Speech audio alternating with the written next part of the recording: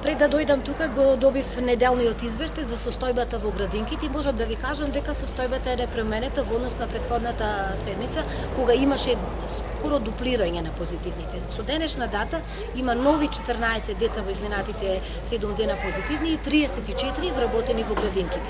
Состојбата во градинките е под контрола. Со денешна дата 15.500 деца се во градинките и секоја седмица бројот на деца кои што се присутни, интересот на родителите за носење децата во градинки е секоја недела се поголем и поголем.